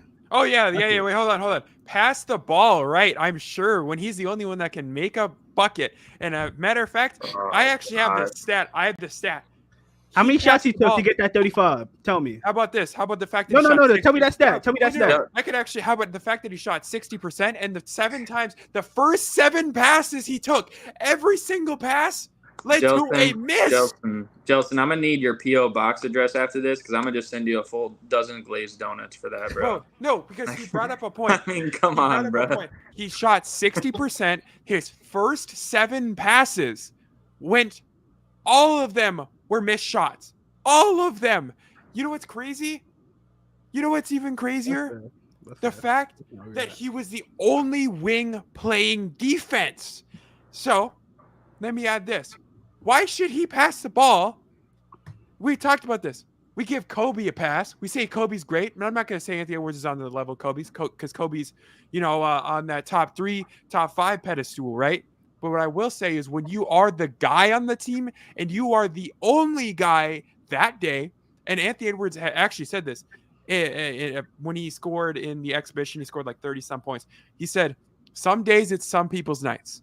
And that's just how it is. And so, like he said, some days it's my night, sometimes it's Tyrese Halliburton's night, sometimes it's Trey J's night. It doesn't matter. But as long as you feed the hot hand, those are the shots you want. You want the shot that goes in. End of the day. So why does it matter who took those shots as long as those shots are going in? Let me answer that real quick. Because once you feed your teammates and they see that ball go through the hole, they play a little harder, both on defense, both on offense. They run the floor a little harder in transition. That's all I'm gonna say. No, I'm gonna keep it 100, Jay. You right, but them niggas was also selling, so I'm not going with that. I mean, yeah, if the shot's not going in, it's not going in. And that's the point. The shots wasn't going in, but we're gonna wrap this topic up and let's talk about who's going to be in the finals. Obviously, I'm assuming everybody has the United States going to the gold medal game. So that would mean that they would beat out Italy in the first round, beat out either Germany or Latvia. This is Latvia, right? Hey, man, I'm gonna say though, in the Paulo semis. is gonna go off against Italy, and Hopefully, I'm gonna say, bro. 50 Hopefully But, he get more than 2 rebounds. After what hold we on, have real seen quick, today- real quick. On the other side of the bracket, we got Lithuania, Serbia, Canada, and Slovenia. Are you guys informed enough to have who you guys have coming out and meeting the United States in the gold medal game? Like, who do you guys Luka. think is coming out of the side of the bracket? Luka. I got Lucas got destroyed. Lithuania matching up with the U.S. I think in the first game they're playing Serbia. They Bro. do play Serbia. Knicks legend. You can appreciate this, Jay. Well, maybe not. I don't know if you even remember this guy. Mindaugas Kuzminskis is going to go off for 30 points against Serbia, bro. I'm telling you. And I think I have them playing Slovenia. I think Luka's going to have a crazy game against Canada. And then when they match up, I feel like it's going to be – they're going to put more of the clamps on Luka and force everyone else to kind of do their thing. And that's why I think Lithuania is going to match up with the U.S. in the finals. Yeah, I wanted to bring this up, though. Luka and them boys just kind of got blown out the other day. And I also think I'll just throw out my prediction. I think it's USA versus Canada. I think those are the two teams, or maybe more so. That's the matchup I'm looking forward to if that ends up happening. Seeing a lot of these NBA guys play against each other and the most nationally hyped teams currently, getting that matchup for better or for worse will be great for NBA banter, and that's really all I'm here for. So I would love the Canada versus USA matchup. I'm gonna also say Canada and USA, and I'm gonna look forward to seeing the United States whoop Canada's ass because it was a lot of talk about this Canada team and how good they were. Dylan Brooks but you're not is better than good. the United States. So, with that being said, that was our little FIBA talk. We're gonna move on to the final topic of this stream, and the main topic of this stream: All NBA fallout. What do I mean by that? Obviously, we know that the All NBA rules are changing this season. There is a minimum 65 game requirement with a potential to petition a league to allow your season to count towards end of season awards. But from what we know, 65 games is the hard limit. So with that 65 game limit, as well as positions being eliminated from All NBA, I want to know you guys' thoughts on who is going to make the All NBA, what the All NBA is going to look like, what positions is going to have the most selections. And we're going to start off with you, Jay. So tell me some things that you think this All NBA selection, All NBA teams is going to feature this season. What are your thoughts? All right, so when it comes to All NBA, I just want to throw a couple things out there. It's obviously going to have a lot of people that usually are injury prone or tend to load manage. They're going to be a lot more active this upcoming season and seasons to come as well, because we know All NBA does determine that supermax and how much money you are able to negotiate for. So with that being said, I think guys like PG and Kawhi, I think they are definitely going to be more active than ever. We know John Morant is most likely not going to be eligible for any type of All NBA conversation, but the positions that I believe is going to be most debated for, or like most talked about when it comes to voting on All NBA, I think it's going to be that center position, bro. Or wait, is it what, forward? Is it just forward, or is it no positions at all? There's no position. There's no positions at all. What I was asking was, which position do you think is going to dominate the All NBA selections, like as a whole? Like, do you think it's going to be more point guards than anything? PG, guards for sure. We know the talent level guards are like now, and like these younger guards are absolutely insane, like crazy talented. And I do think going forward, once we get past all the James Hardens, dare I say even Kyrie Irving, Stephen Curry's, I think the All NBA selections are going to be heavily dominated by guards. I mean, if you think about it, we don't have that many like top tier centers in the league right now. We can go Sabonis, Embiid, Jokic, and do we count Giannis as a big? Do we count that's pretty much all I could name for real. But that's pretty much my thoughts when it comes to All NBA. So for me, I actually went through and picked my predictions for All NBA. I won't reveal them, but I was just counting what position I had. Go through them. Go through them if you want to. All right, you guys want to hear it? Okay, so and obviously like the positions, like there's no hard cap on the position. So I think first team will probably look something like Luka, Jason Tatum, Giannis, Embiid, and Jokic. And then I think second team will look something like, and my second team, I'm not gonna lie, is kind of nasty, but I'm gonna go with Curry, Donovan Mitchell, Devin Booker, Kevin Durant, and Kawhi. And I'm going with Kawhi because we've heard all this talk about Ty Lue and like how, we just need to be out there playing more. I think this is going to be a year he plays at least 65 games, and I think that he will get more credit for that. He's still obviously going to miss some games here and there, but I do think he'll play at least 65 games, and I think the Clippers will be a higher seed. When's the last time Kawhi made an All-NBA team? 2021, he made first team, I believe, right? And then since then he hasn't had the games played, I'm assuming, for the rest of the season, right? And and then third team I have. Hey, Gabe's gonna like this pick. Tyrese Halliburton. Don't do it. Oh my. Come on, I got SGA. I have Anthony Edwards, Jimmy Butler, and Anthony Davis. You know that you left Jalen Steph Curry Brunson? off of your. No, we had him on the second team. I had Curry second team. Oh, okay. I was With going to Mitchell, say you Booker, out. Durant, and Kawhi. Jalen What were you Brunson? saying, Jay? No, Jalen Brunson. No, Hell bro. no, Jalen Brunson. Am I taking Jalen Brunson over Curry or Booker or Mitchell? No, or SGA? No. Mitchell, probably. No. What the fuck? Are you crazy? What a Continue, sneak. Yo, guys, And I They think did head in their Halliburton- playoff Keep it pushing. Keep it pushing. I'm expecting a big year at Indiana. That's why I put Halliburton there. You could argue that, I suppose, but I just think the Pacers will soar higher in the standings, and I think a lot of people are going to get behind that too. Right. I think if he'll have a better Tyrese Halliburton makes an All-NBA team and Trae Young doesn't, I'm gonna be so fucking pissed. Nah, Trae Young's not making that, bro. Hey, you gonna be a mad After motherfucker, this year, Mo. Halliburton will be better. That's crazy. After this year, Halliburton will be seen as better. I'm telling you. I mean, hey, if you guys Is he not already? Weekly's top No. 10 I mean, guards I in the think he is, NBA. but he definitely will be seen as better. I think he's better. He's not, to be honest. bro. I think he's better, but Tyrese Halliburton is not better than Trae Young.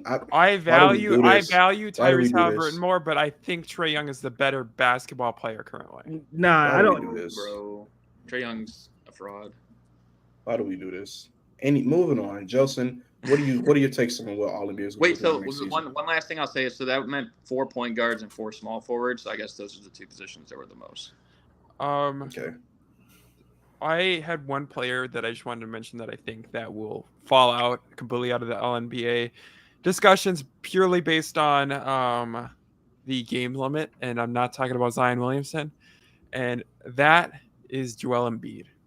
I just have I have a feeling that Joel Embiid is not going to reach the game plays limit.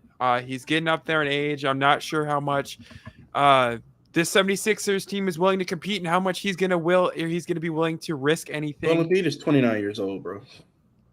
As big men, we've seen younger players get injured more frequently, and especially Joel Embiid. Joel Embiid has a history of injury. And real quick, can I just ask you a question, Jelson? So, if that's the case, and being the Harden thing going on, and if Embiid doesn't play enough games, then where do you expect the Sixers finishing this year? I have the 76ers. If Harden is, Harden is going to be gone, I'd assume. Play-in. Really? Damn.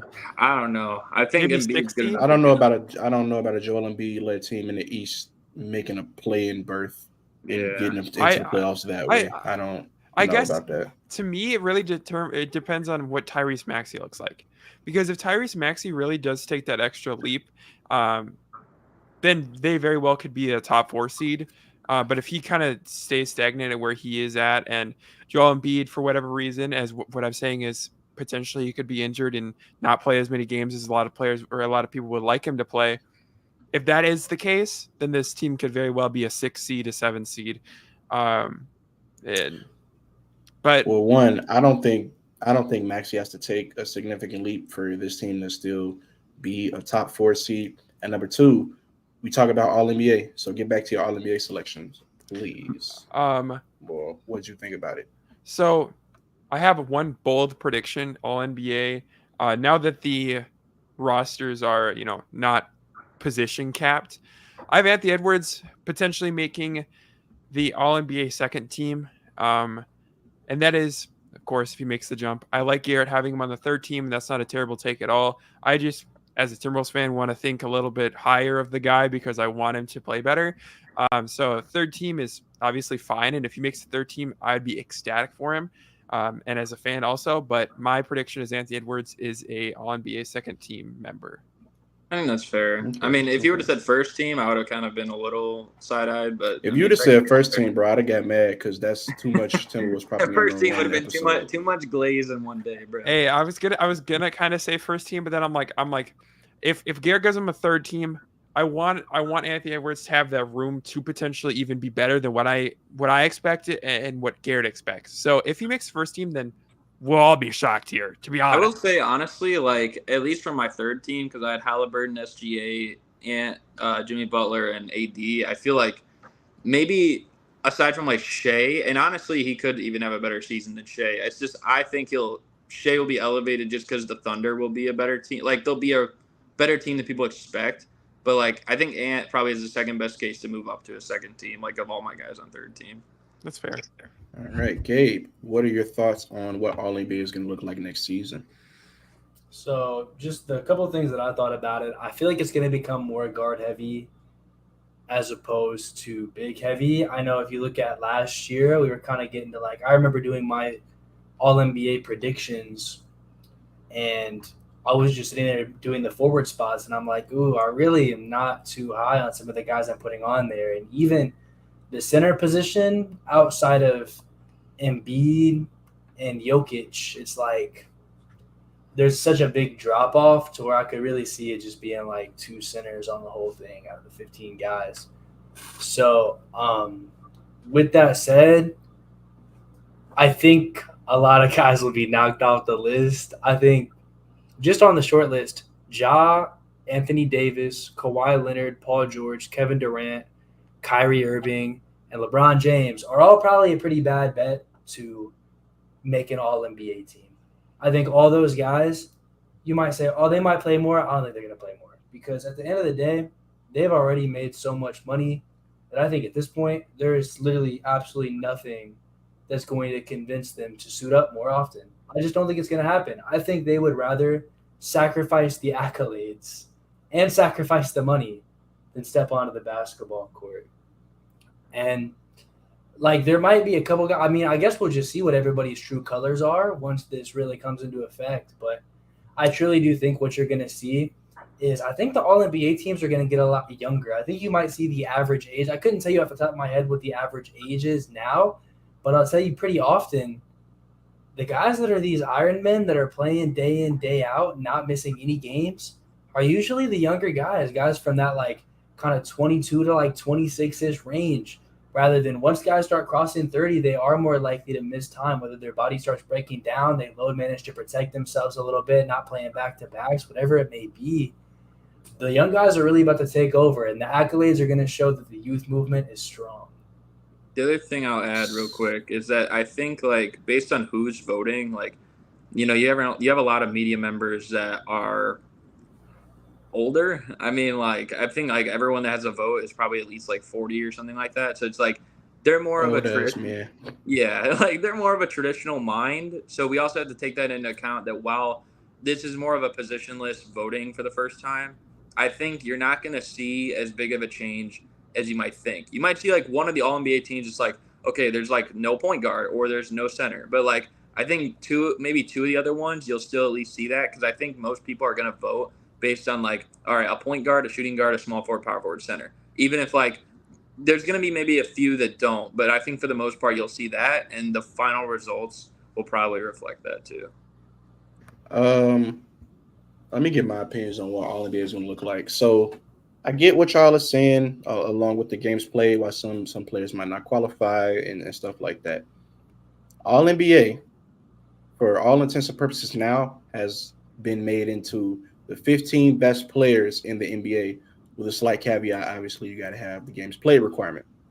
Assuming everybody has the games played requirement, because I'm not going to predict anybody getting injured, a lot of these young players is not going to make the All-NBA team. Like, I don't see Shea making All-NBA again. Damn sure not first team next season. What? You don't think he'll make it at all? He just made first team. You cut me off. I was gonna say if the Thunder like are in the same position, I don't even think he should have made it last year because the Thunder were so bad. But I guess that's why it's an individual accolade and not a team thing, whatever. But a lot of these young cats, they not gonna make it because for this now it's gonna come more so off of the team success and the fact that it's not position relegated right now. Like Sabonis isn't making an All-NBA team next year. You think he's going to be one of the top 15? I don't give a damn about the games play requirement because let's say he has that. Even if he does have that, you think he's going to be one of the 15 best players to play in the NBA next season, and they're going to vote him in? I don't even think he was one of the 15 best players last season, but he got that nod because it was a center position, and he was one of the best at that center position. If I'm not mistaken, didn't he get a second team nod? Third team nod, and the second team would have been the second team was Jokic, first team was Embiid, right? That's So either way, if he was getting the All-NBA selection, it would have been stuck at that third team nod again, like how Rudy Gobert was for a few years, because you're not playing better than Embiid or Jokic. I'm not putting you on the first or second team over them. So this new All-NBA selection, how it's gonna go, I think it's gonna weed out all of those players that we were like, he's All-NBA, like. And this is no shade to Julius Randle. Julius Randle not making a fucking All-NBA team. Nick's hate is crazy, bro. It's not. I just said no bias, but he's Joe. I give you $50 if Julius Randle make an All-NBA team next. Julius Randle make All-NBA 15. It's not happening. He deserved it. Come on, Julius. I'm not gonna say he didn't. I'm not gonna say he didn't deserve it, but he was definitely aided by the fact that it was position locked. Julius Randle was not one of the 15 best players in the NBA. He's not making an All-NBA team next year. He wasn't the best player on his team. Like if it was during the regular season, he was. Chill out, Garrett. Chill out. During the regular season, he was. No, not even the regular season. I still believe it was Jalen Brunson. Hey, wait. What I will say is, if you want to argue the regular season stuff, I'll give it to Jay because he watched these games in and out. What I also say is that I don't even think games just because my guy D Rose was not getting minutes because of Emmanuel Quickly. Hey, you got to be tuned in for those. Ass now, Garrett. Stop talking. No. Hey, I agree. I'm glad. Wait. Okay. Hold on. I want to get to the point though. Julius Randle made an All-NBA team off of technicality. He's barely a top 30 player in the league. Can we talk about how he didn't deserve it too? Because Lauri Markkanen deserved it more than him. Bro. Agreed. Oh my God. I'm sorry, bro. Lauri Markkanen was way more deserving than Julius Randle. On that weak ass Utah team, fuck out of here. No, he had him in the playoffs like all year. It's not his fault that freaking everyone benched. Like, and then he got injured a little bit after the skills challenge. All he did was like paint his nails on the sideline or whatever. That is crazy. But true. That's a W. That's W. Until everyone was out. That's crazy. They literally had to sign Chris freaking Dunn. He was like his career was done until they called him. None of that got nothing to do with how good Julius Randle played last season. He played okay, but bro, Lauri Markkanen was better. Dude, he got outplayed by Torian Prince, bro. Good. Bro, yo, stop. All right, so let's rein it back in a little bit. I'm gonna name some names, and you guys let me know if you think A, they had a potential to make an All-NBA team next year, and B, what team you would foresee them making next year. So I'm gonna throw out a few names. First name I'm gonna throw out, Damian Lillard. He won't make it. And that's no slight to Damian Lillard because if he was in a normal situation, he might be a first-team contender or a second team. But just with the whole situation going on right now, the media is not going to be on his side. And we don't even know what team he's even going to be on like for most of next year either. So it's just like a question mark. He's not making an All-NBA. And that's nothing against him because he's still a top 10 player in the league, in my opinion, easily. If he's still on the Trailblazers, he won't make it because he had a hell of a season last year and he didn't make it. So I don't see anything changing for real. He's just a year older. Wait. He didn't make All-NBA last year? I don't think so. He made third team last year, but in my opinion, bro, he was I don't know. Gabe might not like this, but regular season he was the best point guard in the NBA. I will say my guard placements for All-NBA last season were different than what the NBA had, like significantly. I don't think he makes it just because the situation's weird. Like, what if there's he just stops playing because they're like, yeah, we're gonna find a trade for you, and he just like gets shut down or like. You know, then he goes to a new situation, he's figuring out a role, and it's That's what I'm saying. I I don't think. I think he a consummate professional, and he doesn't just like stop playing. I don't think. I don't think they he's shut him gonna down. like hold out I mean- on them. I'm saying like the Trailblazers might say, okay, we're going to trade you, and so we're gonna shut you down because one, we're gonna get our young guys play and develop them.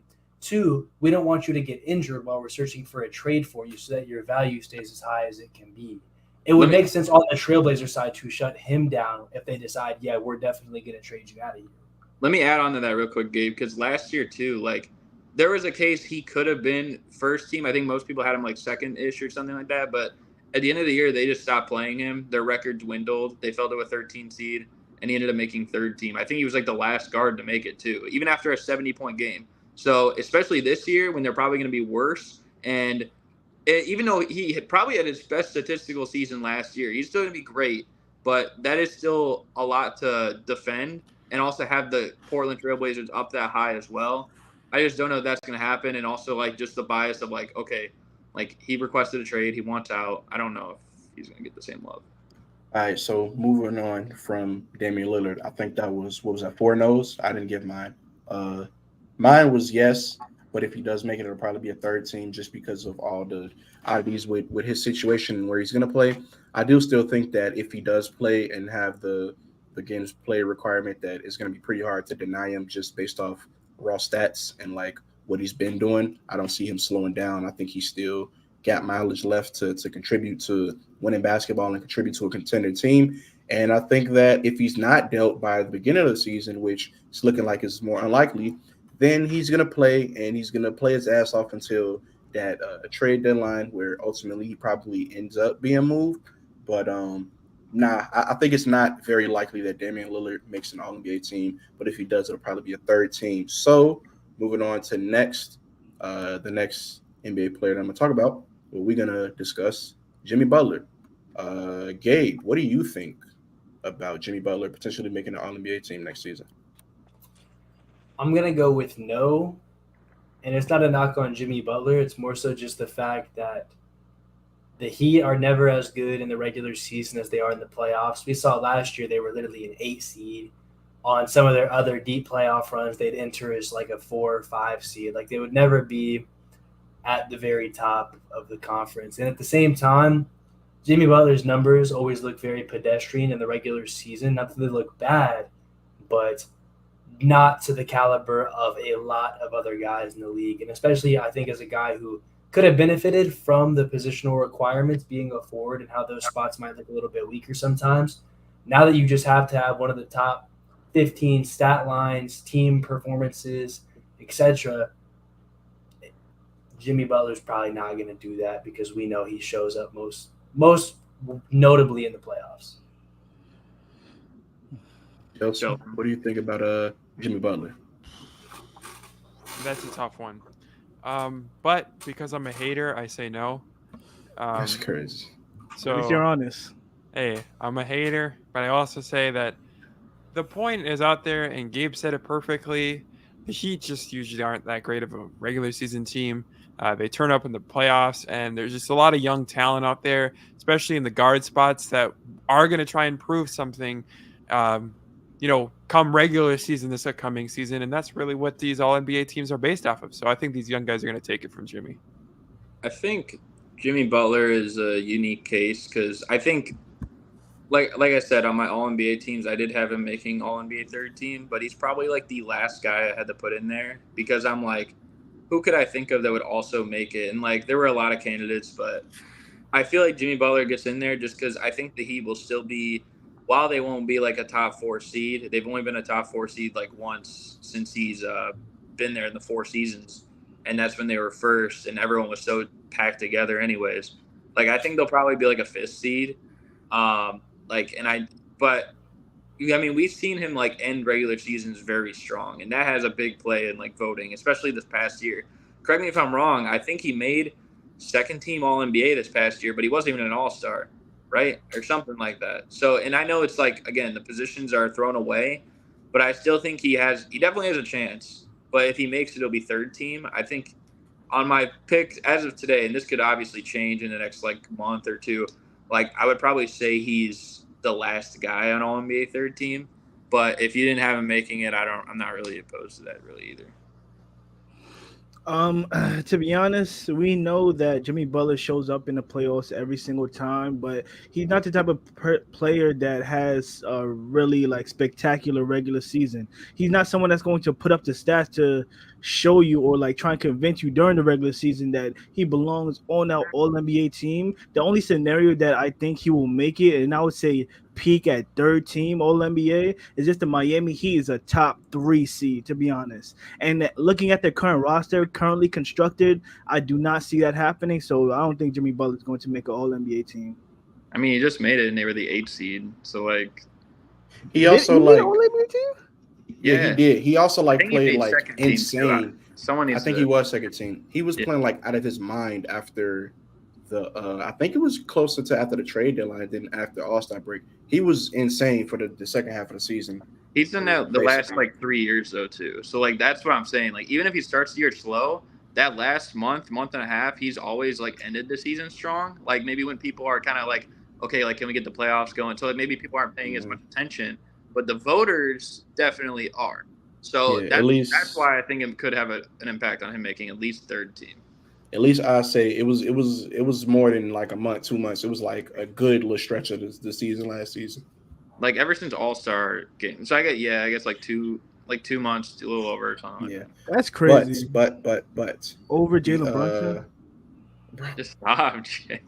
The final player that I wanted to go over and get you guys' thoughts. Oh wait, I didn't answer Jimmy Butler. No, I don't have Jimmy Butler making an All-NBA team. Partially because he takes the regular season off, but I also don't have the Heat being high enough to justify placing him on the first, second, or third team. Real quick, but I was just gonna ask you, like, do you think he could make it? Because you also asked this. Okay. Hey, if he brings back the extensions. Nah, that's crazy. Hey, he a fucking troll for that. Really, he really showed up the picture day with them bitches, and then game one of the season didn't even have him in. Funny guy. But this last guy I want to bring up, and I think I know what the answers are going to be based on like what you guys say. If you guys say yes or no, I think I know the reason why. But this last guy, and I might go first for this, is going to be Zion Williamson.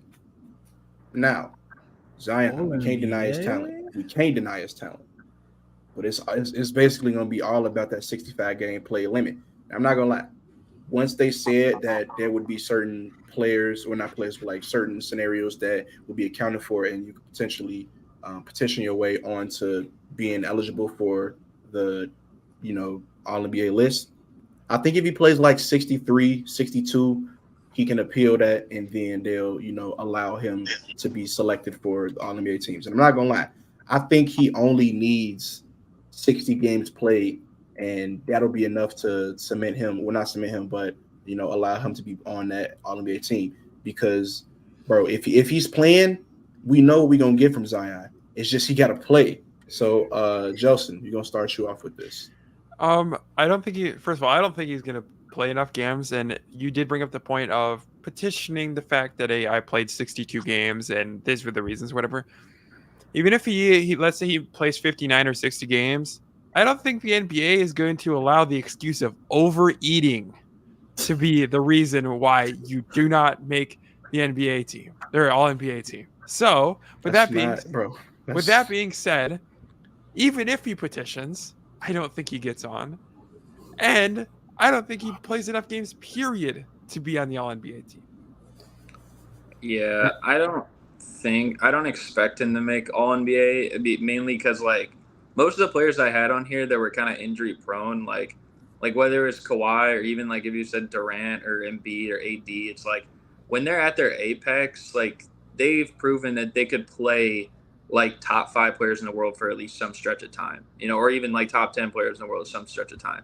And with Zion, it's like, while when he's healthy, like, I mean, even last year he was an all-star starter. I think he's kind of a tier below that. And also, like, he's never really put together a season that would even have him qualifying for the award as of right now. Even I think his second season, he played the most games, but it was like around 50 or something. Like, that still wouldn't even cut it for making All-NBA. And so, like, especially when you're competing with not only those guys who I think all have a better chance of making it, but it's like you're opening up the pool to everyone else, more positions, and I just don't think he'll make it. In fact, like I'm really skeptical of the Pelicans as a whole, like going into next year, and he's the biggest reason why. So that's why I'm gonna have to say no. Could he? Yeah, if he figured out a way to like, actually take care of his body for one and play enough games, I think he could, but it probably wouldn't be like but third team. But I'm not anticipating it, and I wouldn't put my money on that. I see his peak as being a second team selection. I'm not gonna lie, second team. I mean, to be honest, 65 games is a lot, and I'm not gonna lie. I feel like Mariah Mills put some permanent damage on that hamstring. It's gonna be tough for Zion to play 65 games. To be honest, I do hope so, because in interviews during this offseason, he's been saying that he's actually focused, he's locked in. He probably didn't do the most that he could have last season, that he's taking the right precautions to make sure he's healthy and in the best shape of his life this upcoming season. So if he told me I had to put $100 on it for Zion to play 65 games, that's it, just play 65 games, not the All-NBA, I'll say I'll do it. I do it. So with that being said, I do think Zion will make All NBA, and we know the type of player Zion is when he does play and he's active on the court. He has first team All NBA potential, and I think he could hit it, bro. Hey Jay, how is he gonna play 65 games with the permanent hamstring damage? Hey, he gonna figure it out. He a dad now. People are gonna be walking into game 65 like they were McKelvey. That's crazy. He a dad now. That's insane. Yay, what you think, my brother? Fuck it. Here we go. Zion Williamson is going to make All-NBA second team this season. Talk to me. Hey. The Ohio State fan. And here's why. What does that have to do with anything? Last season when Zion Williamson played, the New Orleans Pelicans were at the top of the conference. And I'm not going to sit here and say, oh, yeah, if Zion played the full season, they're going to bring in the 1 seed. I'm not saying that they were going to do that, but I'm saying they could have been up there in the mix with those top-level teams. Now, hear me out. Eventually, luck has to fall your way, right? We have seen 4 seasons of injury after injury after injury. On the same token, we didn't start seeing a lot of games out of Embiid the first couple years either. Embiid's first 3 years, he played 0-0 and I think like 37. All I'm saying is this is really make it or break it. Like I said earlier, you know how I said he's on allegation watch? Now I think if Zion does not come out and perform this season, it's going to start affecting his pockets. It's going to start affecting the Pelicans' ability and desire to build around him long term. He's really at a proving ground stage right now. And he's going to have to get it done, or else he's going to stop getting the benefit of the doubt. So with that said, he's going to power through, might get a little bit banged up late, but he's going to play that shit out. And you know what it's going to result in? Might not be first team, but he can still give you that efficient 27 per game. And if he can do that, and the Pelicans are good, which they have the talent to be, he's right there on second team. I just feel like that's kind of ironic because you said Kawhi would be a bad bet with the injury. Kawhi's older because Kawhi doesn't have shit to prove. Kawhi's won 2 rings. Kawhi's made a ton of money. He has a giant New Balance deal. He's at least had seasons that are his life is set of making an award like that. Kawhi Leonard is set. He doesn't need to for anything. There's no reason. The Clippers could let him sit there and be their star player while playing his 50 games per season for as long as he wants. Zion, if he doesn't show up and perform, the Pelicans might say, all right, we're going to move on. It's 2 incredibly different situations. Zion has not proven himself as a player who can win championships. He might want to move on, though, because the rumors are already out there that, like, he doesn't want to be in New Orleans, this and that. So if that's the case, and maybe he's still playing the same level, but he's playing like 30 games in a season, like that might be a blessing in disguise for him. You know what I mean? Hey, so. Zion to Chicago will be a movie. Nah, bro. Chicago Shit, with I'm them with deep it. dish pizzas. There's That's a one thing dangerous he combo. doesn't need That's is why big he wants to market go, expectations. bruh. That's a This nigga dangerous always combo. bring right up there. deep dish pizza when he talk about Chicago. We don't eat that shit, bro. We don't eat that shit. That's bro. for Stop the it. travelers, Is that your bro. staple? Damn. Um, No, but it's tourist trap, man. Come on, get with it. yeah, is it? Can I bring up the other player, Mo? Yeah, Like, go ahead. so it seems obvious, but I didn't have him on my All NBA team, so I'm curious, like, what you guys think, because, this guy's made one like every year since he was, other than his rookie year, and part of it is also because he's, whether he'll get in, there might be people at different positions that we might think had better regular seasons, but we did kind of talk about how maybe he might be on a fall off. What do you guys think about, like, if LeBron, his chances to make All NBA this year? I think he'll make it All-NBA. purely off of the voters, and it's LeBron. As you long LeBron as ain't making that. Like, as LeBron long is as- not Listen. making that team. All I'm gonna say is if he Borderline hits the 13. 65 game limit, there's no fucking way he's not making it. yeah, exactly. That's all I'm gonna say. The real thing is if he hit that 65 game, I don't see the NBA in the year 2024 leaving LeBron off an All NBA team, even if he didn't deserve that shit. I'm gonna be honest, and I don't see LeBron playing 65 games and not having a good enough season to make an All NBA team, even if you really don't deserve it. You know what I'm saying? It's just not right now. Not right now for LeBron to have that fall off just yet. Not right now. I'm gonna keep it a buck. Even if if LeBron plays a 65, bro could average 15 points a game and he'd make the All NBA team because Which his is name is mad. LeBron James. That's so Nah, cap. bro, Because go look at that- Kobe's last season. bro. Dude, LeBron and Kobe, bro. Nah, I feel like not different the same. situations. Go look at Kobe. Kobe was on a dog shit team with a bunch of young players that had no motivation at winning, bro. Bro, if LeBron's averaging 15, though, that probably means Austin Reeves is averaging. Dude, 14. listen. Bro. Okay, this is what I'm gonna tell you right now. LeBron, since going to the Lakers, year 1, 55 games, would not be eligible. Year 2, 67, barely eligible, but they got a massive fucking 5-month break in the middle of the season. Year 3, 45 games, not eligible. Year 4, 56 games, not eligible. And year 5, 55 games, not eligible. So you're telling me the fact that in 5 seasons on the Lakers, he has been eligible one time, and it was because there was a global pandemic that caused a 5-month break in the NBA season. But now all of a sudden, as he's not getting any younger at all, he's all of a sudden going to be able to play enough games to do this. And you might say, and I know exactly what people are going to say, oh, he doesn't have to carry as much of the load now. They have a better supporting cast. One of these teams was a championship team, and he was still barely eligible. And so, like, what are we talking about here? Hey, I want to add. Good point. That's fair point. Fair Yeah, point. that's fair. He ain't been that. Hey, I just wanted to say that my point only obviously matters if he makes it. I don't think he'll make that.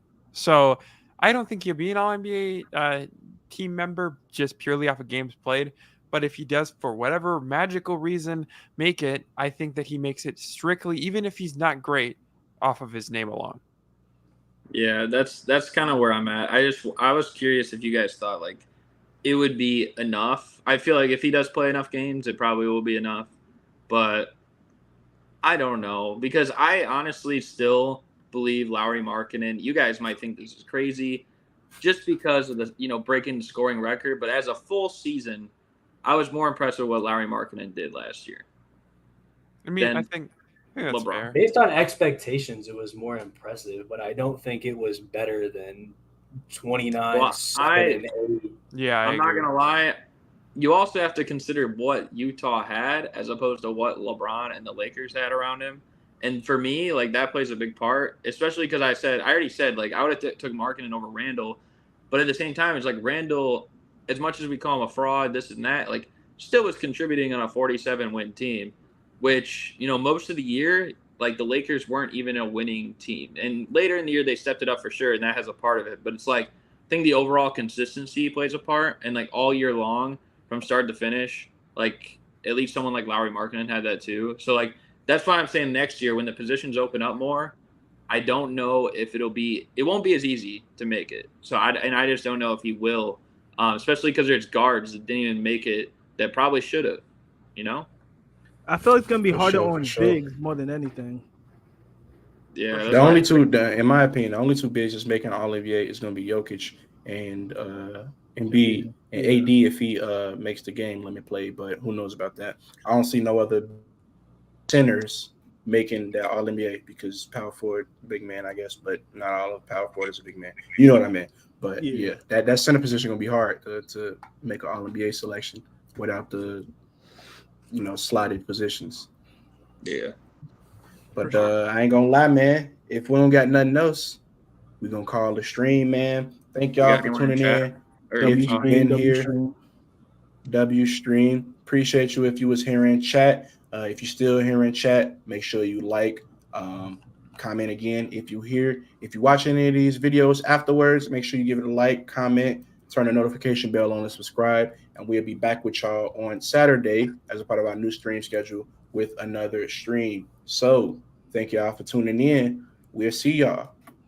KOT. Peace out.